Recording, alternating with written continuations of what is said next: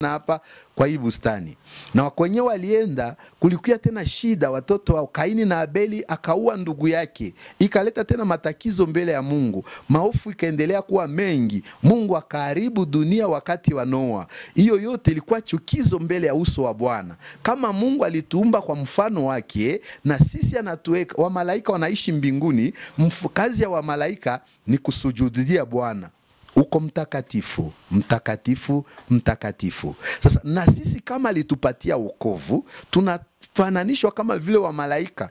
Kazi yetu ni kusimamia Mungu hapo. Kazi yetu ni kufanya kazi ya Mungu. Kazi yetu ni kuhubiri watu Injili. Kazi yetu ni kutenganishwa na mabaya yoyote. Sasa hapa nawaambia Waisraeli, msifanye sanamu lolote wala msijisimamishie sanamu ya kuchonga. Msifanye sanamu lolote wala msijifanyizie sanamu la kuchonga wala mnaweka kwa fasi ya Mungu, kwa kuwa Mungu amefanya kazi kubwa wakati aliumba ulimwengu na dunia. Mwanadamu hawezi kuyafanya. Nani hapa chini ya jua anaweza kufanya matendo ya Mungu? Nani anaweza kufananishwa kama Mungu? Yeye anasema mimi ndiye Mungu wenu. Msipotoke kwa kuchonga chonga hiyo masanamu na kuziabudu kusema kama hizo ndio Mungu wenu. Hiyo ni shurti Mungu kupatia watu wake. Mungu ni mwenye wivu. Mungu apendake kumchanga na kitu kingine wa ndugu.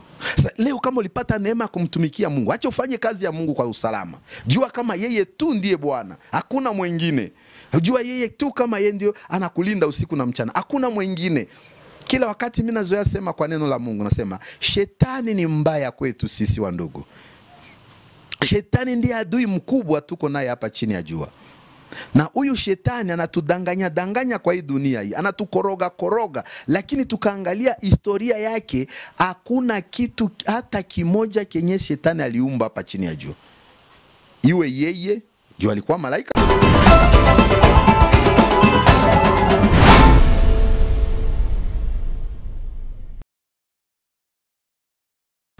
Tunawasalimu tena katika jina la Yesu Kristo. Ninaitwa Pastor Dismasi. Tunafanya kazi ya Mungu katika kanisa la Pentekoste Philadelifia. Tunawashukuru kwa kuendelea kutushiriki kwa kazi ya Mungu. Wanaotutega masikio wote tunawasalimu na tunasema Mungu awabariki. Wanaotuombea tunawashukuru. Wanaotusaidia kwa njia mbalimbali, Mungu endelee kuwabariki. Na tuendelee tena zaidi kushikana mkono, kwa kuwa ndiye ahadi ama mzigo tuliachiwa na Kristo. Enendeni ulimwenguni pote mkahubiri neno langu, na atakaye kubali mkambatize kwa jina la Baba na la Mwana na la Roho Mtakatifu. Kazi ya Mungu si ya mtu mmoja ndugu. Kazi ya Mungu ni kushikana mikono. Yangelikuwa ya mtu mmoja, Yesu angeitaka mitume. Yangelikuwa ya mtu mmoja, angeacha mzigo kwa hiyo mitume 12.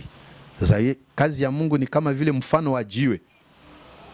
Kanisa ni kama mfano wa jiwe. Mtu peke aweze kuyanyanyua, lakini wakiwa wawili watatu, mzigo ule utakuwa rahisi. Sasa Mungu awabariki na tuendelee kusaidiana kwa kazi ya Mungu. Na siku moja tupate kusanyika katika ufalme wa mbingu. Tutazungumza kwa neno hilo. Kwa neno hili tutaili zungumuza hapa. Ahadi Mungu aliahidia Waisraeli wakimti.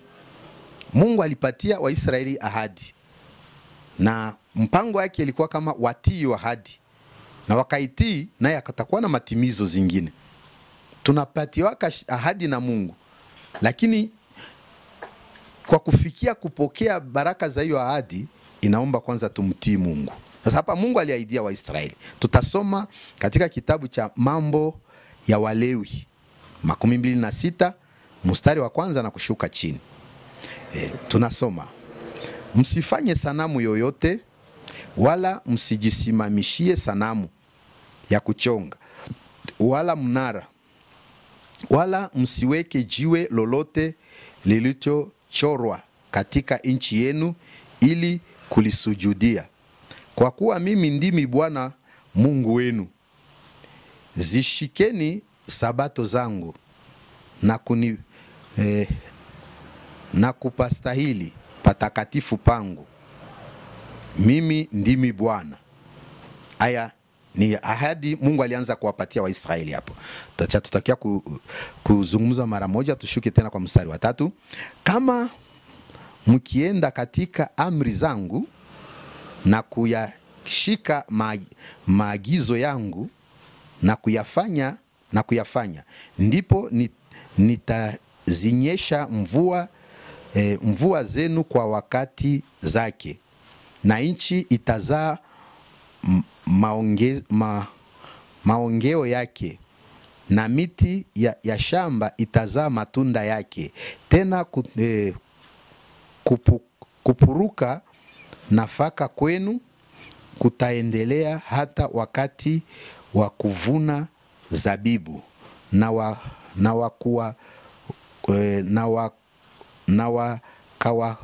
wakavuna zabibu kutaendelea hata wakati wa kupanda mbegu, nanyi mtakula chakula na kushiba na kuketi katika nchi yenu salama. Mstari wa 6, nami nitawapa amani katika nchi. Tena mtalala wala hapana atakaye watia hofu, na mimi nitawakomesha wanyama wabaya katika nchi yenu, wala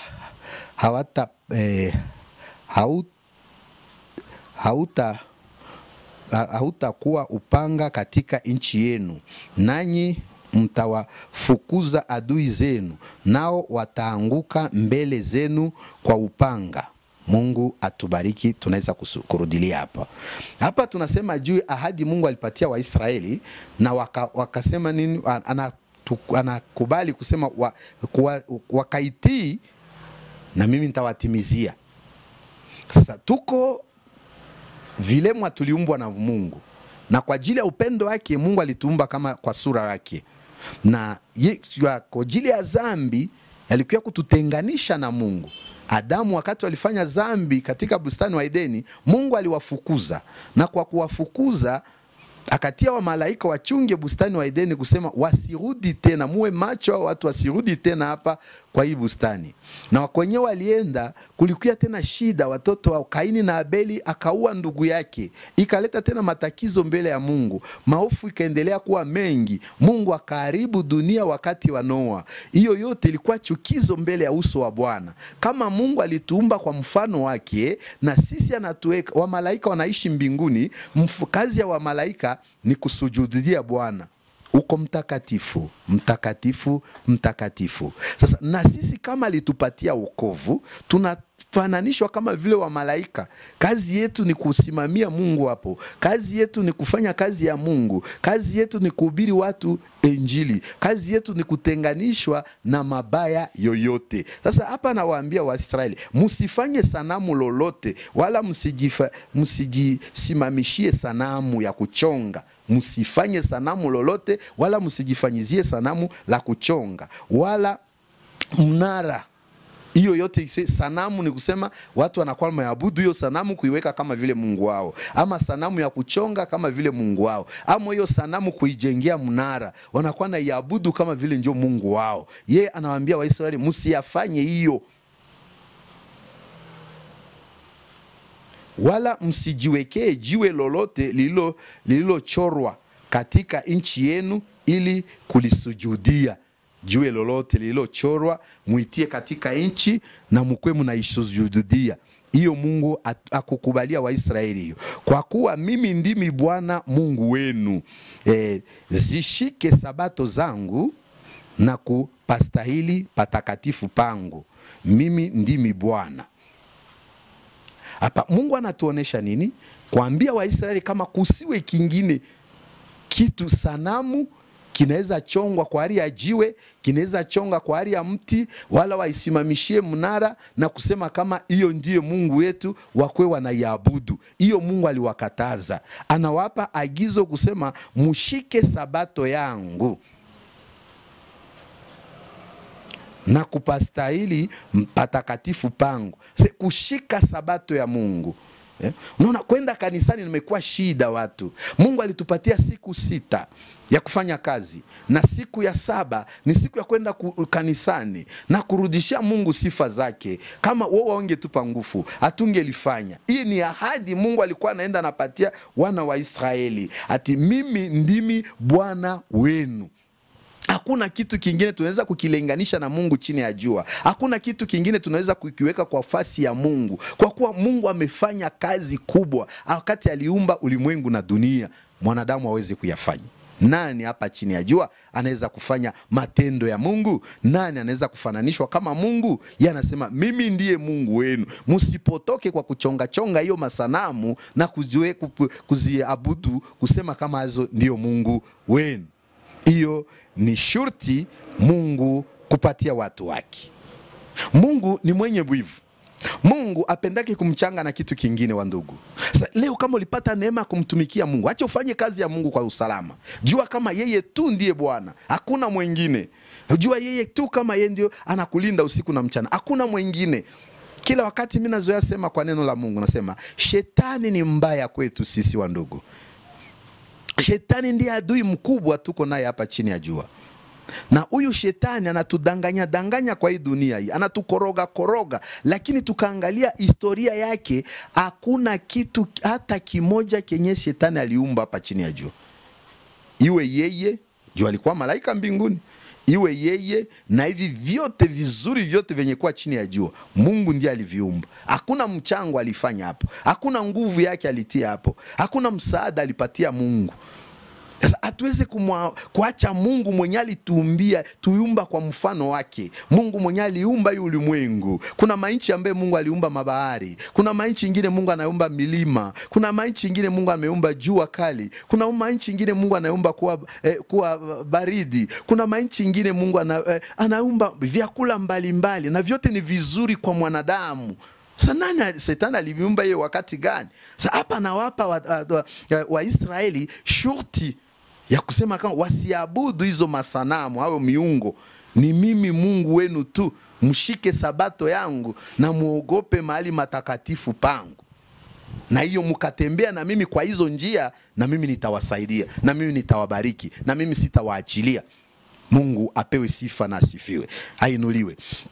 Sasa hiyo shorti anakuja kutuambia hapa kwa mstari, tungali kwa hiyo kitabu cha Walewi, mstari wa 3. Kama mkienda katika amri zangu, tusikie hapa watu wa Mungu. Juu siku za leo inakuwa fujo katika kazi ya Mungu. Kila mtu anatamani kwenda kama vile atakavyo. Kanisa haina tena shurti, watu watii tena watumishi wa Mungu. Na kazi ya Mungu hatuwezi kwenda kama vile tutakavyo. Kazi ya Mungu tunapaswa kwenda kama vile Mungu, shurti za Mungu. Anasema hapa kwa mstari wa 3, mkienda katika amri zangu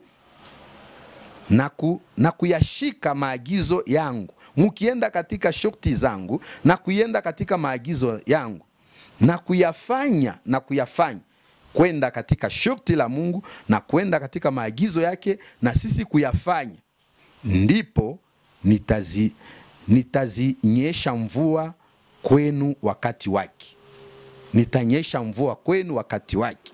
Mnaona kama tunaishi hapa chini ya jua, kazi kubwa. Naona watu wanazoea kudharau mlimaji. Ondoka we mlimaji, ondoka. Anamuona kama vile mjinga. Lakini mlimaji asipolima, njaa itatuua hapa mjini. Mlimaji asipofanya kazi hapo kijijini, hapa mjini hatuna lolote tunafanya sisi. Sasa Mungu anasema hapa, mkienda katika amri zangu na kuyashika maagizo yangu na kuyafanya, ndipo nitanyesha mvua zenu kwa wakati zake, na nchi itazaa maongeo yake. Kwa nini? Wakati tunatembea sawa vile Mungu atakavyo, atatushishia mvua, na hiyo mvua italeta baraka kwetu. Walimaji watavuna, watapata mavuno mengi, kwa kuwa Mungu ameshusha mvua ya baraka, na miti itazaa matunda yake, kwa kuwa tunamwamini yeye Mungu tu, mchange na kingine lolote. Wa ndugu wapenzi, kama shida na tuingilia, kama matakizo na tuingilia, tuanze tujichunguzi hapa shurti za Mungu anasema nini. Kama mkienda katika kushika amri zangu na kuyashika maagizo yangu na kuyafanya, ndipo nitazinyesha mvua zenu kwa wakati wake. Nchi itazaa maongeo yake, miti ya mashamba itazaa matunda yake. Bwana Yesu atusaidie sana. Tunaendelea tena na mstari mwingine wa chini hapo wa 5. Tena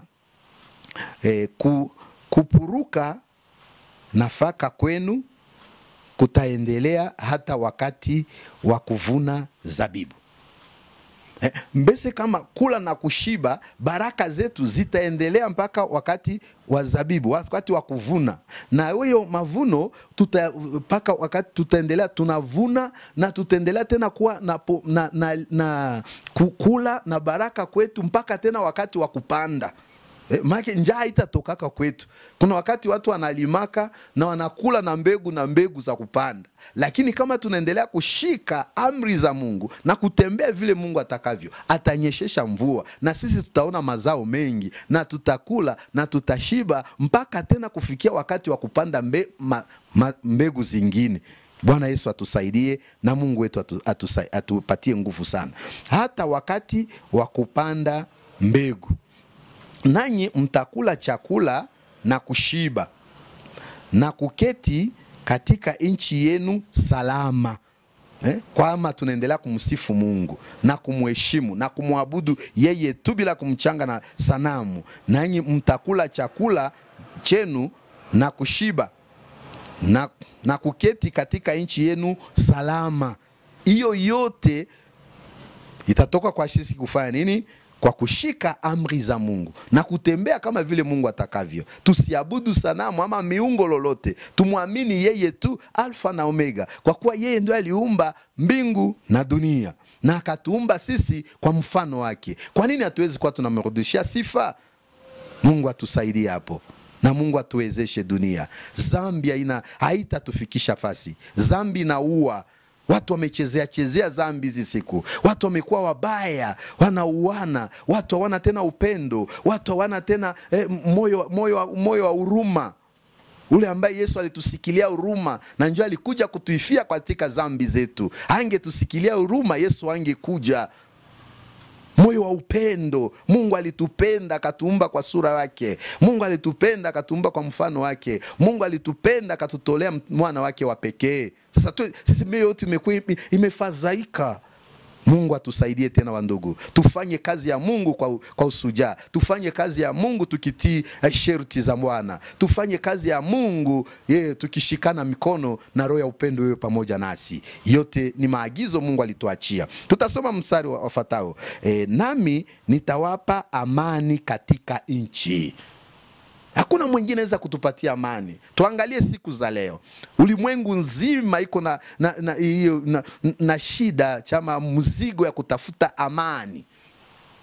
Viongozi wa nchi wanapiganisha namna ya kutafuta amani. Jeshi wanapiganisha namna ya kutafuta amani. Watu wa Mungu wanapiganisha, wanaomba usiku na mchana amani, amani. Lakini tukiendelea kumtii Mungu, Bwana ndiye aleta amani. Asema, nami nitawapa amani katika nchi yenu. Tena mtalala wala hapana atakaye watia hofu. Nitanupa amani katika nchi yenu. Tena mtalala, hakuna mtu atanutia hofu.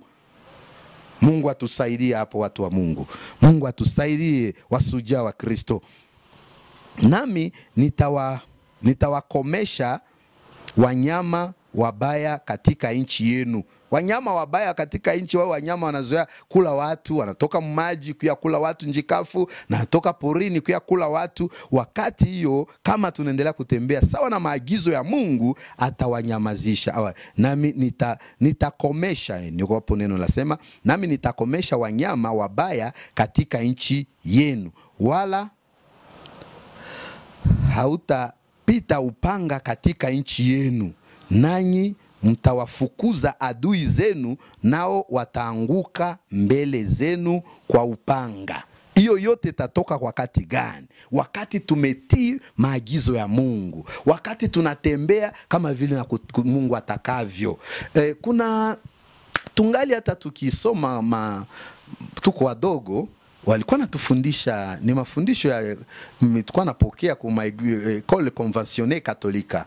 Wanatufundisha juu ya amri 10 za Mungu.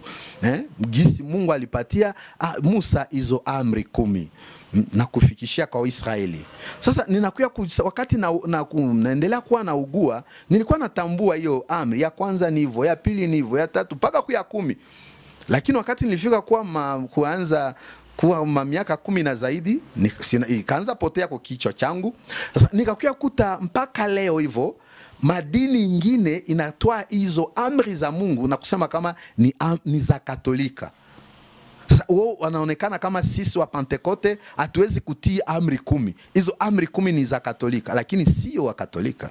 Wakatolika waja kuwa hiyo ni amri Mungu alipatia wana wa Israeli wakati walikuwa katika jangwa kwa safari ya kwenda Kanaani.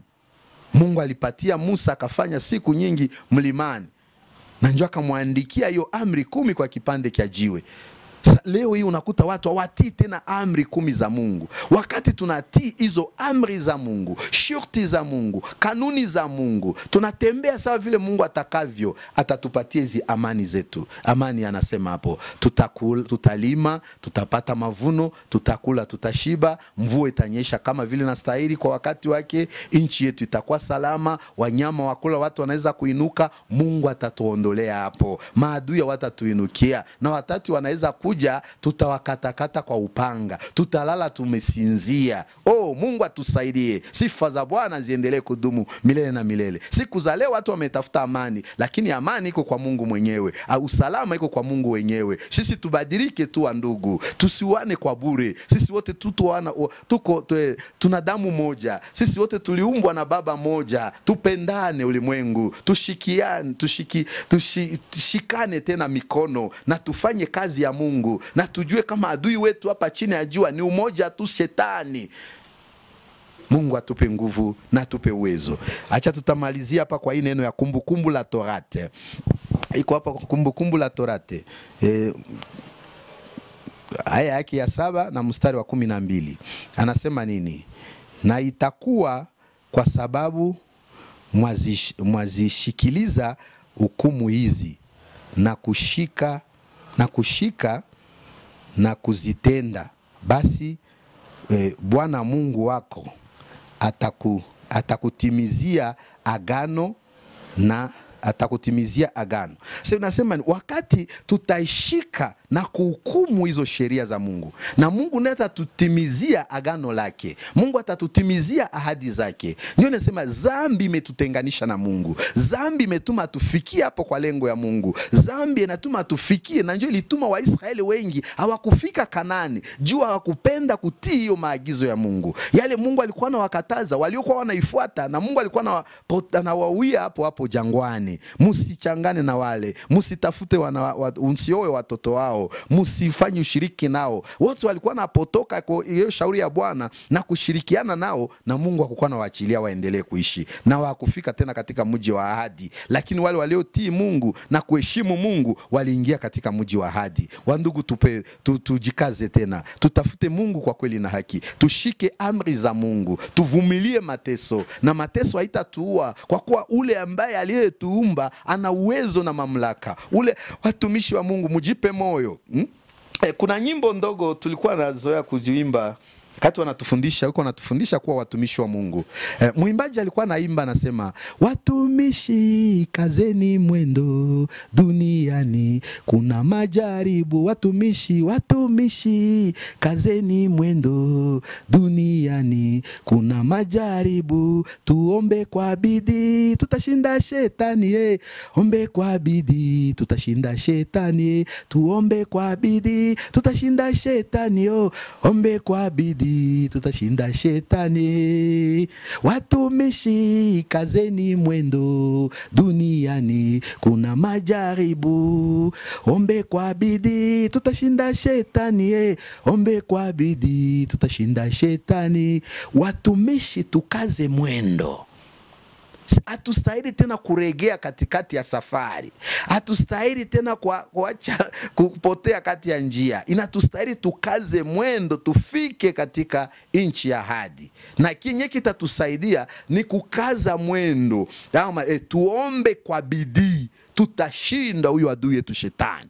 Ndio anatupotosha tusitii amri za Mungu, tusiheshimu maagizo ya Mungu. Shetani ni adui wetu. Baraka iko nyingi sana kwa Mungu wetu. Hakuna baraka iko kwa mikono ya shetani kushinda Mungu. Wandugu, mjue kama Mungu ndio mwenye baraka. Yeye ndio aliumba hivi vyote. Yeye ndio aliumba mali yote iko chini ya jua. Yeye haiko shetani. Sasa mwache tuvumilie. Tuombe kwa bidii, tutashindwa shetani. Na wakati tutashindwa shetani, Mungu nawe atatusaidia, atatubariki. Tukiingali hapa chini ya jua, na siku moja tupate kuona ufalme wa mbingu. Basi Mungu awabariki. Yeye ndio alikuwa neno chache. Mungu anataka tuzungumuze nanyi kwa asubuhi ya leo. Iwasaidie, iwe baraka kwenu na iwe baraka kwangu. Na kile nanoombea ni kwa Mungu atupe nguvu siku moja. Watu wa Kristo wa Tanzania, wa Kristo wa Bujumbura, wa Kristo wa Kongo, siku moja sisi wote tukutanyike katika ufalme wa mbingu. Wa Kristo ni kwa ulimwengu nzima.